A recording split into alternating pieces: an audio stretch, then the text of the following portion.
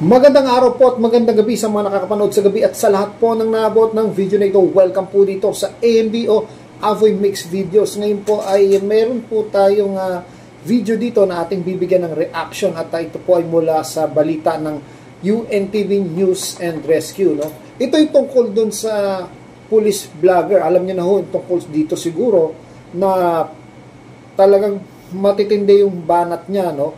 Pero ang pag-uusapan po natin dito, paano ba ang tamang pagsunod sa pamahalaan na kalugod-lugod po sa Diyos, ano? Kasi ang Pilipinas po ay Christian country, no? At may payo ang mga apostol ng Diyos. Tapos inaano mo siya, yung tinatawag na kinokontra mo, para ka ng antikristo, no? Anti, no? Ayaw mo sa utos na 'yon. Anti-Kristo ka. So, sige po, para makita natin kung ano na yung nangyari dito sa police vlogger na to. Marami pang natutuwa sa sinasabi niya, no? Kasi nagpapadala sila sa emosyon. Asan na yung professionalism niya bilang isang police? No, ito po. Kahit presidente ka pa ng Pilipinas, kung mali yung utos mo sa akin, hindi kita susundin. Sino ka ba para sundin ko, di ba? So, yun yung ano niya, di ba? Masyado siya nagpapadala sa kanyang emosyon. Sabi nga natin, baka daw ito ay may sakit sa pag-iisip. Nagkaroon na po ito ng tinatawag na dating check-up niya at napatunayang ito nga ay may pagka ganun nga, no? Yung sakit sa pag-iisip. Kaya ito ay undergo ulit sa neuro o psychiatrist, no? Wag natin siyang husgahan, pero para sa akin hindi maganda yung mga binitawan niyang salita. Pwede ka naman magsalita kasi ng masama ang loob ko sa gobyerno kasi humanitarian reason, ano? Matanda na kasi kahit naman ako, no? Yung paghuli nila kay Duterte, 80 years old na yata si Duterte kung di ako nagkakamali, no? Matanda na siya. At dinala pa siya doon sa malamig na lugar, no? At alam naman natin na hindi endemic doon ng mga Pilipino dito sa atin. Sa tropical country. Dito sana yung katawan natin, ano? At may mga nararamdaman na rin yung tao. Sana dito na lang siya nilitis. No? Kung ibigay ko siya sa ICC, baka maapektuhan lang yung kanyang kalusugan. Although wala tayong kinakampihan dito. Ang sa akin lang, naaawa lang din ako doon sa kay dating presidente, former president Rodrigo Duterte, kasi kahit papaano naman isinalba niya tayong mga Pilipino no, mga panahon ng tinatawag na pandemic, no? Nagkataon mahirap ito para sa isang pinuno. Nagawa niya naman kahit papaano, no? Pero meron kasi siyang kasong dapat kaharapin, no? At dapat sagutin. Yung kaso na yon, dapat dito ngayon nilites, pero baka hindi kinaya at kailangan doon, ano? At iyon ay ipinail na noon pa, no? Yung kaso na yun. Tungkol dito sa mga extrajudicial killing. So, kailangan niya lang naman harapin yun. Kailangan niyang sagutin, no? Huwag tayong matakot. Kung talagang wala siyang kasalanan, mapapalaya siya, no? May investigasyon doon, Talagang wala siyang kasalanan, mapapalaya siya. So, para sa akin, makatarungan naman yun. Kaya lang, humanitarian reason, matanda na nga siya. So, ginagalang ko yung utos ng pamahalaan dahil ito yung gusto ng Diyos para sa atin, no? Meron nga tayong isang verse dito, no? Ang sabi sa Roma 13:1-3, ang bawat tao ay dapat pasakop sa mga pinuno. Umpisa pa lang po yan, at itutuloy po natin yung mga mamaya, no? Ang bawat tao ay dapat pasakop sa mga pinuno. Unahin mo natin itong video ito kung ano ang nangyari sa pulis na ito. May tama daw ako May tama ka, sir. Isa lamang ito sa maraming mga banat na nakapost sa social media page ni Patrolman Francis Steve Fontillas laban sa Pangulo at sa gobyerno. Ayon sa palasyo, ikinagulat ng Pangulo ang mga naging pahayag ni Fontillas, kaya't dapat lamang napatawan nito ng kaukulang parusa. Kahit sino naman po sigurong Pangulo, mabibigla po sa tinuran ng sinasabing opisyal uniform personnel. Alam po natin na pagka uniform personnel, dapat po impartial at non-partisan. So, doon pa lamang po ay may violation na po siya. So, kung ano po yung nararapat na kung meron man pong pagdidisiplina o parusa, siguro dapat lang pong ibigay. Yun po yung sinasabi, ano? Meron dito sa Pilipinas, meron po tayong tinatawag na freedom of speech, no? Pero wag niyong abusuhin yung freedom of speech na yan, no? Parang yung sa ano din, sinasabi sa LTO, no? May mga karapatan tayo sa kalsada, pero wag mong abusuhin, no? Magparaya ka minsan, magbigay ka, para hindi tayo hahantong sa tinatawag na road rage. Yung freedom of speech, pag inabuso mo yan, magulo po yan, no? Magkakaroon tayo ng anarkiya. Pagka lumaganap ang anarchy dito sa Pilipinas, mas magulo yon. Ang susundin mo na lang yung sarili mo, no? Para kang walang Diyos niya, no? Marami pang nakakainis doon, marami pang mga tao na hindi nakakaintindi, no? Na sumang-ayon pa doon, no? Ako, meron siyang mga banat doon na masasabi kong parang totoo naman, no? Pero extra naman yung sinabi niya sa iba, no? Sobra naman, no? Pang-aalipusta na po yun at pambabastos, no? Sa saligang batas at sa mga pinuno ng pamahalaan, no? At paghahamon na po yun, no? Hindi na po yun paglalabas ng sama ng loob, no?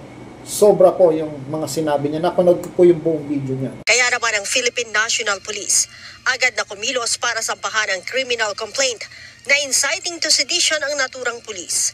Ayon kay PNP spokesperson at Police Region 3 Director, Police Brigadier General Jean Fajardo, mahigpit na ipinagbabawal sa kanila ang magpahayag ng personal na saloobin sa social media, lalo na kung ito ay tungkol sa politika. Yan po kasi ang protocol. Dapat pag pulis ka, alam mo yung protocol, susunod ka sa protocol, sa batas. No, kung ikaw mismo, diba, sinabi niya naman, siya daw yung pulis na pasaway, diba? Ang tapang-tapang niya, diba? Wala daw siyang sisinuhin. Gagamitin niya pa yung pagkapulis niya. Pero nung iniimbitahan na siya para magpahayag, magpaliwanag, ayaw niyang magpakita. Sinasabi niya naka-leave siya. Kahit ba naka-leave siya, pag may order na imbitahan ka, pumunta ka dito ngayon, order yun. Kahit ba naka-leave ka, kailangan pumunta ka. At kung hindi, talagang maaabol ka. No? Di ba sabi niya, gusto niya magpahayag. No? Pero, nung iniimbitahan na siya para magpaliwanag, ayaw niya namang magpakita. Anong klaseng pulis yan? Nasuhan na po kahapon ng QCPD itong si Patrolman Francis Pontillas pagkatapos pong maidokumento yung mga post po niya sa kanyang social media na nagpapayan na i-overthrow po niya di umano itong gobyerno pagkatapos po siyang i-caution ng isa po doon sa nag-comment po sa kanyang vlog po. At maliban pa po doon ay may mga iba pa po siyang mga naging pahayag at sa posisyon po ng QCPD ito po ay papasok po sa inciting to sedition kaya sinampahan na po siya ng kaso kahapon in relation po sa cybercrime law. Po, kinasuhan na siya kasi lumalaban siya sa batas. Nasa Biblia po yan, no? Ang sabi dito sa Roma, chapter 13, no? Sa verse 2, kaya nga, ang lumalaban sa pahamalaan ay lumalaban sa itinalaga ng Diyos at sila'y nararapat sa parusa. Yan po sabi ng Biblia. Ngayon, kung Kristiyano ka, dapat alam mo yan. No, ang palibhasa nito, Christian country, pero maraming mga Kristiyano hindi alam yan eh. Yung paano ang tamang pagsunod sa batas. Inutos ni Kristo yan, nasa Biblia yan. Kinumpirma din ni Brigadier General Fajardo na sumasa ilalim na sa neuropsychiatric test si Fontillas sa National Capital Region Police Office o NCRPO upang malaman kung nasa wasto itong katinuan. Nakita Nga, wala siya sa wastong katinuan para iurong na yung kaso. Paano mo kakasuhan yung wala sa wastong katinuan, no? Kasi meron tong pamilya, alam ko may pamilya to eh. Dapat inisip niya na lang yung pamilya niya, yung maging anak niya. Dapat yun na lang ang inisip niya. No? Hindi yung ganyan, no? Naglalabas ka ng sama ng loob sa social media. Isa itong kahinaan. Para sa akin, isa itong kahinaan. Sige po, tuloy natin.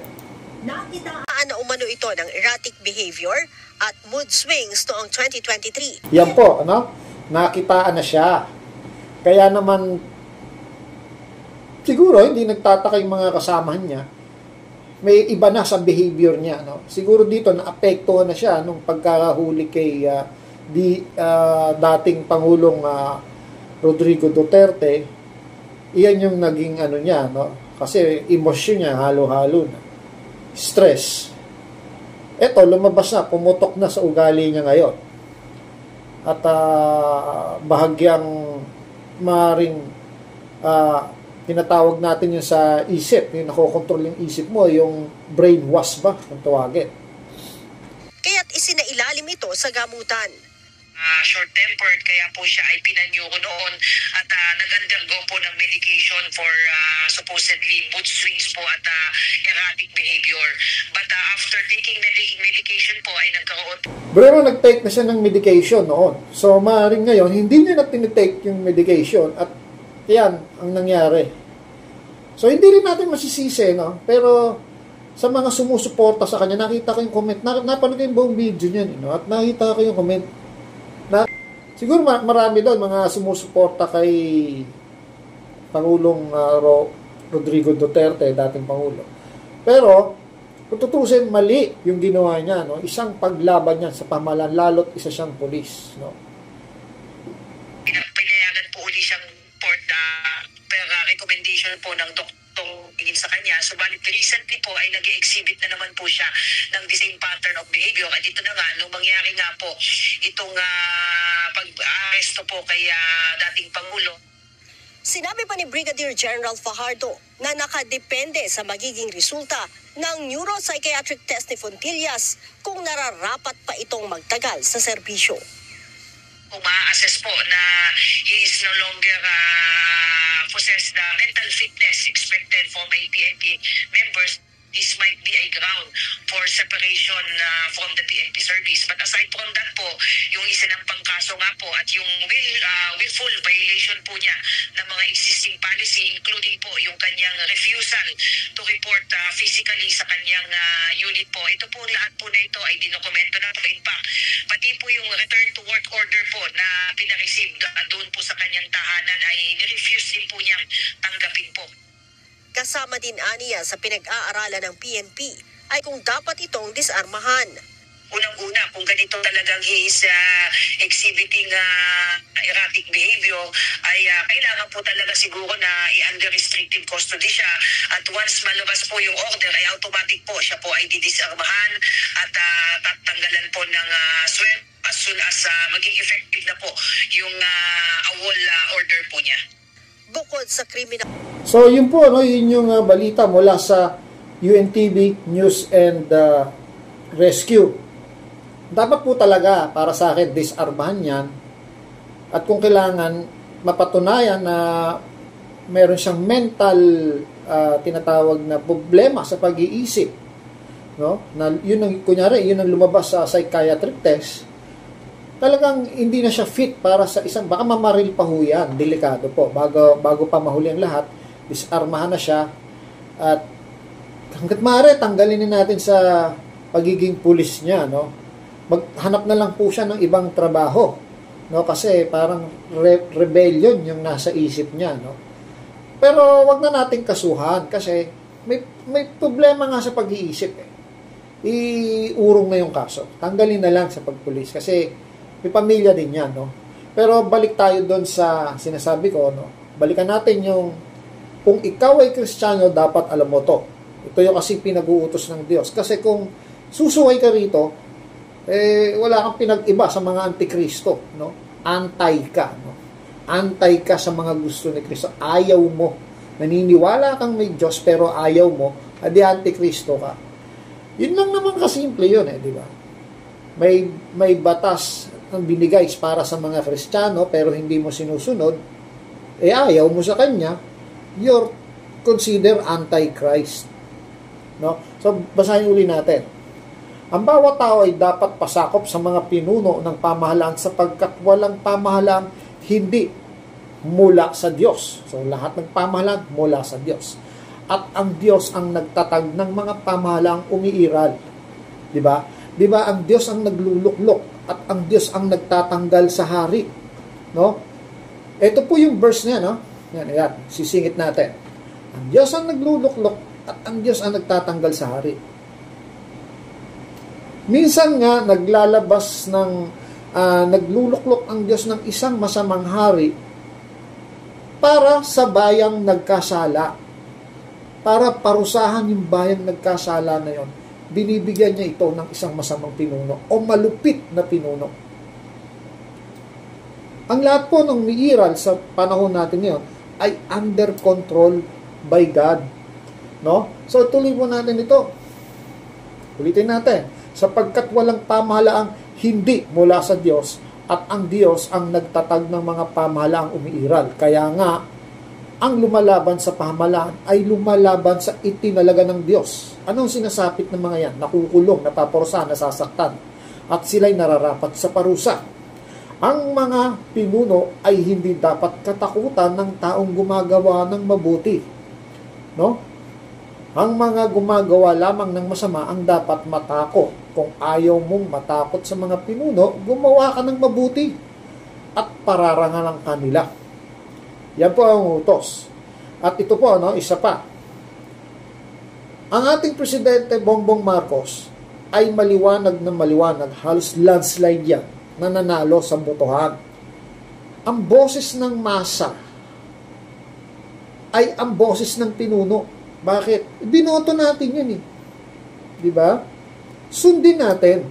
Kaya nga mayroong isang sundalo, napanood ko, sinabi niya, kami ay mga sundalo. Kami ay sundalo ng bansang Pilipinas. Ang pinoprotektahan nila, mamamayan, o hindi sila sundalo ng presidente. Pero, yun ang boses ng mamamayan dahil binoto nga natin yan. So, sundin natin yon. Kaya naman, ang mga sundalo, sinusunod yung utos ng presidente dahil binoto yan ng mamamayan eh. Diba? So,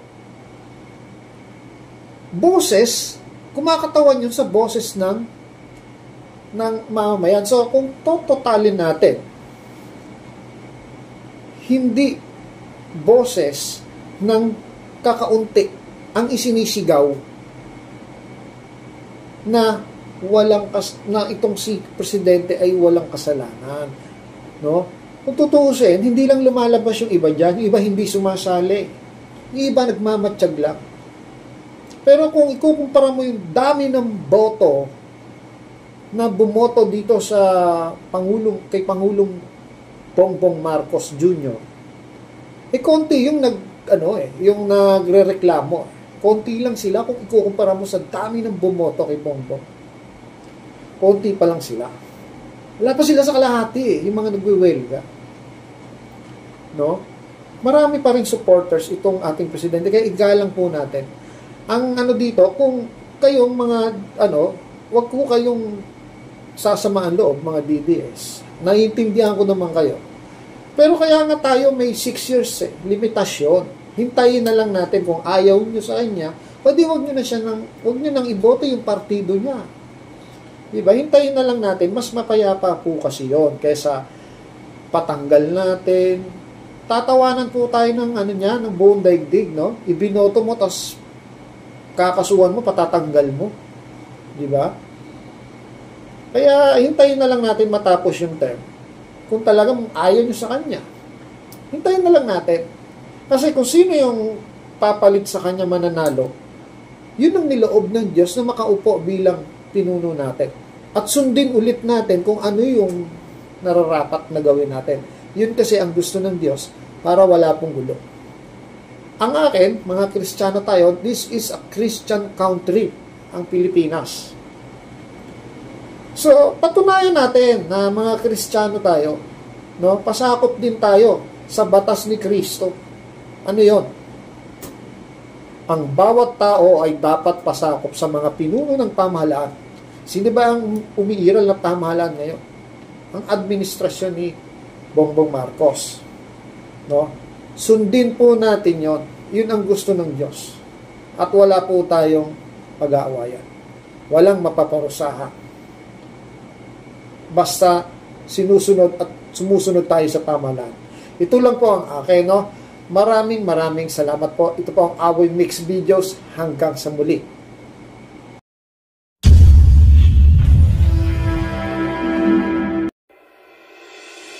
News.